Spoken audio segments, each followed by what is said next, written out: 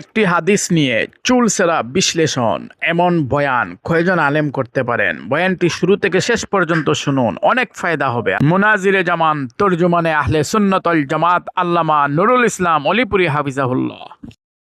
তিরমিজি শরীফের বর্ণিত এক হাদিসে রাসূল করিম সাল্লাল্লাহু আলাইহি ওয়াসাল্লাম বলেন, লা তাকুমুস সাআতু হাত্তা ইউবআসা দাজ্জালুনা কাযযাবুনা কুল্লুহুম ইয়াজআমু আন্নাহু নাবিয়্যুন ওয়া আনা খাতামুন নাবিয়্যিনা লা নাবিয়্যা বাদি।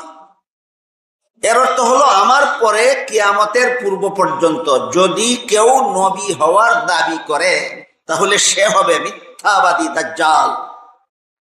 তিরমিজি শরীফের এই হাদিসের প্রেক্ষিতে, এই হাদিসের আলোকে গোলাম আহমদ এবং তার সবগুলি অনুসারী নিশ্চিত মিথ্যাবাদী দাজ্জাল। এই জন্য তিরমিজি শরীফের এই হাদিসটা আমাদের সকলের মনে রাখা দরকার।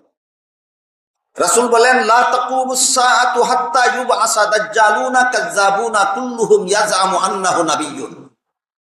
আমার পরে যাদের আবির্ভাব হবে কিয়ামত পর্যন্ত, এমন কেউ নবী দাবি করলেই সে মিথ্যাবাদী দাজ্জাল সাব্যস্ত হবে।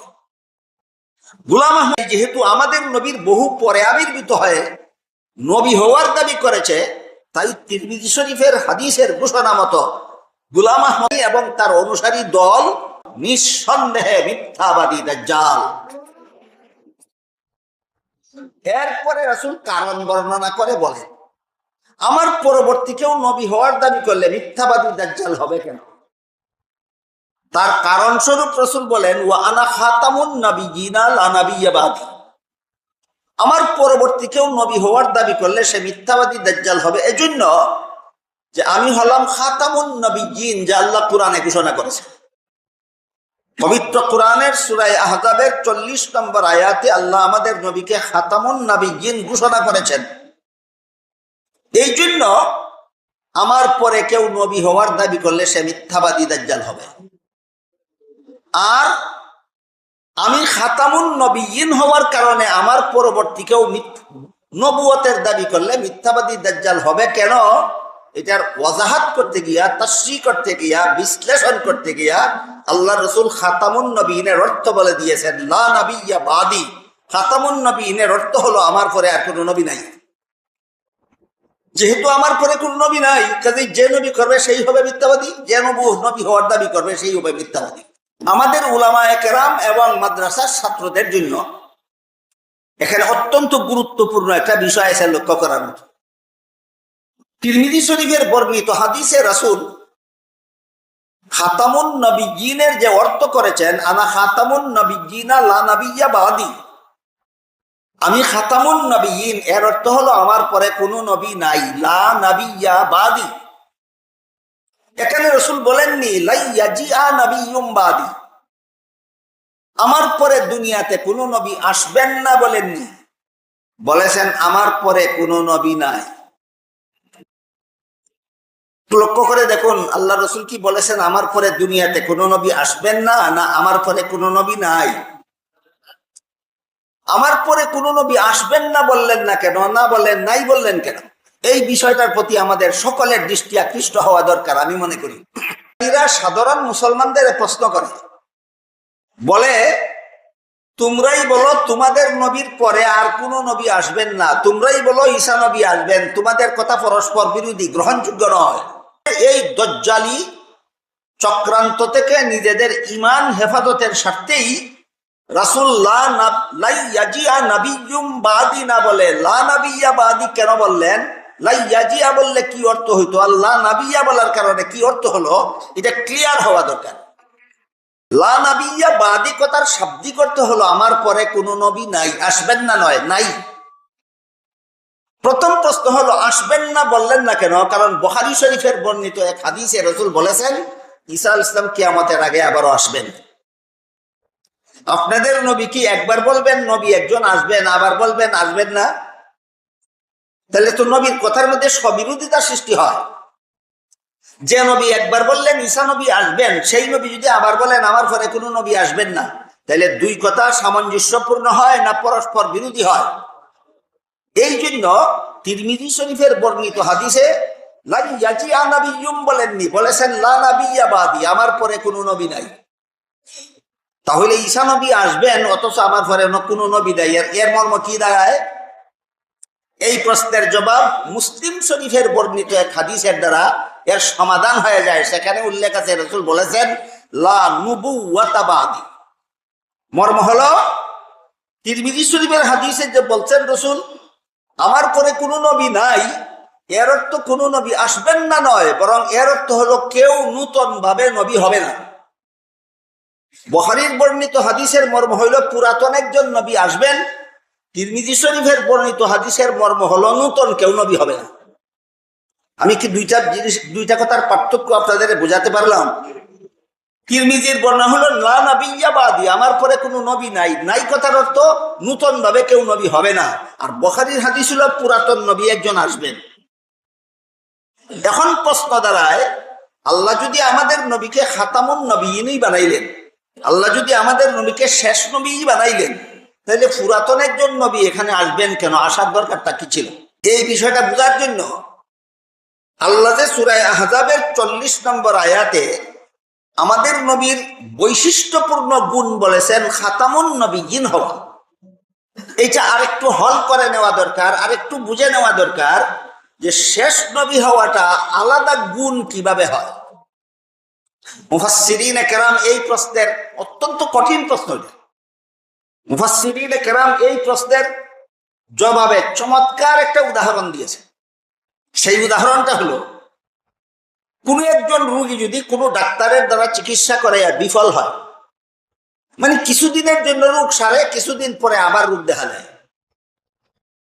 একজন ডাক্তারের দ্বারা রোগী চিকিৎসা করাবার পর রোগী কিছুদিনের জন্য সুস্থ হইল, কিছুদিন পরে আবার অসুস্থ হয়ে গেল।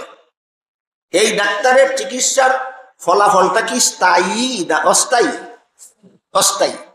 আরেক ডাক্তারের দ্বারা চিকিৎসা করাইলো একই অবস্থা, আরেক ডাক্তারের দ্বারা চিকিৎসা করাইলো একই অবস্থা, কিছুদিনের জন্য সুস্থ হয় আবার অসুস্থ হয়ে যায়।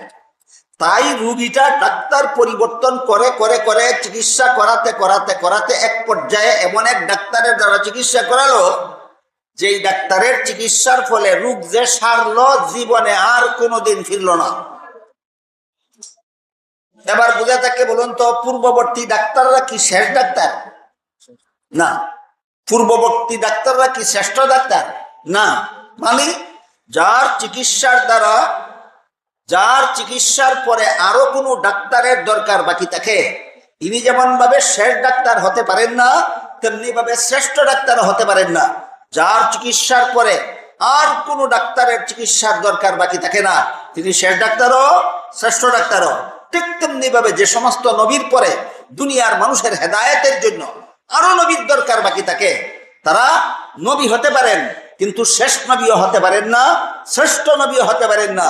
যে নবীর আবির্ভাবের কারণে কিয়ামত পর্যন্ত দুনিয়াবাসী মানুষের হেদায়েতের জন্য আর কোন নবীর দরকার বাকি থাকে না, তিনি শেষ নবীও শ্রেষ্ঠ নবীও।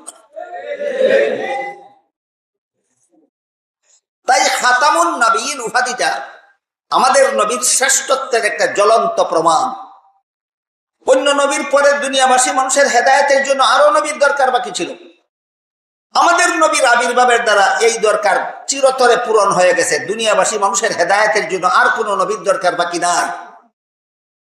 এই মর্মেই আমাদের নবী শেষ নবী, এই মর্মেই আমাদের নবী বলেছেন লা নাবিয়্যা বাদি লা নুবুওয়াতা বাদি।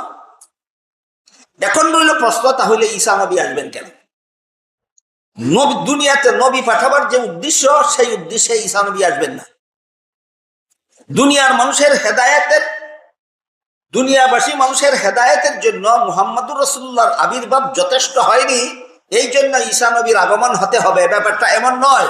বরং মুহাম্মদুর রাসূলুল্লাহর আবির্ভাবের মাধ্যমে কিয়ামত পর্যন্ত দুনিয়াবাসীর হেদায়েতের জন্য আমাদের নবীর আগমনটাই যথেষ্ট। ঈসা নবী এই কাজে আসবেন না। ঈসা নবী কোন কাজে আসবেন? আল্লাহ পাক রব্বুল আলামিন বলেন, ইয ক্বালাল্লাহু ইয়া ঈসা ইন্নী মুতাওয়াফফিকা ওয়া রাফিউকা ইলাইয়া।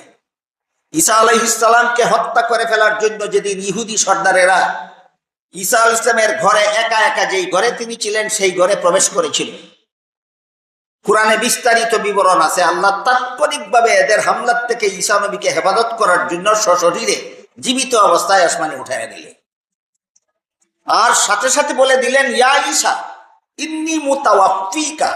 মুতাওয়াফিকার মর্ম হলো আমি এই মুহূর্তে তোমাকে সশরীরে জীবিত অবস্থায় আসমানে উঠিয়ে নিচ্ছি, কিন্তু তোমার যে দুনিয়াতে একটা মরণ বাকি রইল, দুনিয়াতে তোমার একটা বিশেষ একটা কাজ বাকি রয়েছে, সেটা হলো মরণ।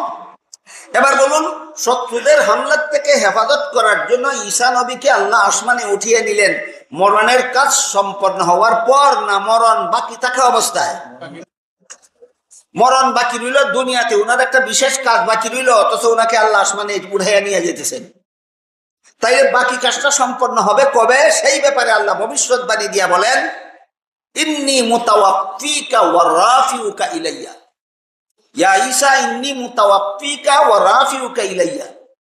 আমি আপনাকে বর্তমানে সশরীরে জীবিত অবস্থায় আসমানে উঠিয়ে নিচ্ছি, ভবিষ্যতে এই মরণটা যে বাকি রইল সেটা সম্পন্ন করার জন্য আবার পৃথিবীতে পাঠাবো।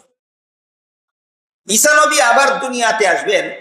মুহাম্মদুর রাসূলুল্লাহর হেদায়েত দুনিয়াবাসীর জন্য যথেষ্ট ছিল না বাকিটা পুরা করার জন্য? না দুনিয়াতে ওনার বিশেষ একটা কাজ বাকি রয়েছে সেটা পুরা করার জন্য? তাহলে ঈসা আলাইহিস সালাম দুনিয়াবাসীর মানুষের হেদায়েতের কাজে আসবেন না, ওনার নিজের কাজে আসবেন। এমত অবস্থায় আমাদের নবী শেষ নবী হওয়া সত্ত্বেও ঈসা নবী যদি আসতে পারেন, তাহলে আমাদের নবীর খতমে নবুয়ত রইল কোথায়? এই প্রশ্নের জবাবটা আমি সেই ডাক্তারের উদাহরণের মাধ্যমে বুঝাতে চাই। একটা রোগী ধরেন 2,23,999 জন ডাক্তারের দ্বারা চিকিৎসা করে বিফল হইল।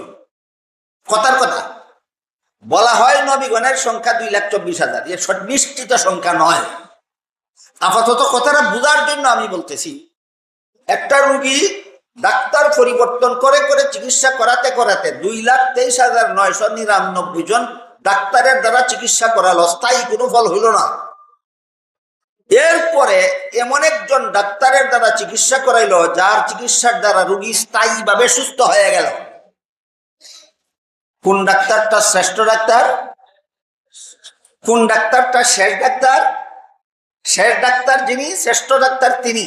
শ্রেষ্ঠ ডাক্তার যিনি, শেষ ডাক্তার তিনি। আগেই বলেছি, যে ডাক্তারের চিকিৎসার পরে আর কোনো ডাক্তারের দরকার বাকি থাকে না, ইনি শেষ ডাক্তারও শ্রেষ্ঠ ডাক্তার।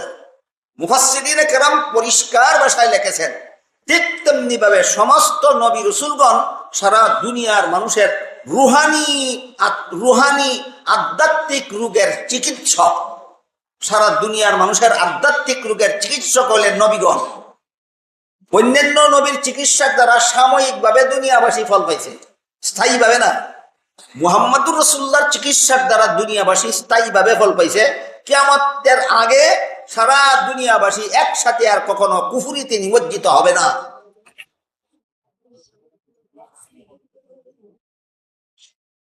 কাজেই মুহাম্মদুর রাসূলুল্লাহ সাল্লাল্লাহু আলাইহি ওয়াসাল্লামের হেদায়েত আংশিকভাবে ত্রুটিপূর্ণ রয়েছে, যা পুরা করার জন্য ঈসা নবীকে আসতে হবে। না পরিপূর্ণ? পরিপূর্ণ। ঈসা নবী দুনিয়ার মানুষের হেদায়েতের দরকার বাকি রয়েছে, সেই জন্য আসবেন না। দুনিয়াতে তার একটা নিজের দরকার বাকি রয়েছে, সেই জন্য আসবেন। এবার বলুন, যে শেষ ডাক্তারের চিকিৎসায় রোগী চিরতরে সুস্থ হয়ে গেল, ডাক্তার চিকিৎসা করে রোগীর বাড়ির থেকে বিদায় হয়ে গেল, এরপরে যদি পূর্ববর্তী কোনো ডাক্তার রোগীর বাড়িতে নিজের দরকারে আসে, বলুন চিকিৎসার দরকারে না নিজের দরকারে? পূর্ববর্তী কোনো ডাক্তার যদি শেষ ডাক্তারের চিকিৎসার পরে রোগী চিরতরে সুস্থ হয়ে যাওয়ার পরে পূর্ববর্তী কোনো ডাক্তার যদি রোগীর বাড়িতে আসে চিকিৎসার দরকারে নয়, নিজের দরকারে, তাহলে শেষ ডাক্তার থাকে না? 100 বার থাকে, 100 বার থাকে। ঠিক তেমনি ভাবে মুহাম্মদুর রাসূলুল্লাহর দ্বারা দুনিয়াবাসী মানুষের হেদায়েতের কাজ কিয়ামত পর্যন্ত জন্য পরিপূর্ণ হয়ে গেছে। পূর্ববর্তী একজন রুহানি ডাক্তার ঈসা আলাইহিস সালাম চিকিৎসার জন্য আসবেন না, আসবেন তার নিজের দরকার পুরা করার জন্য।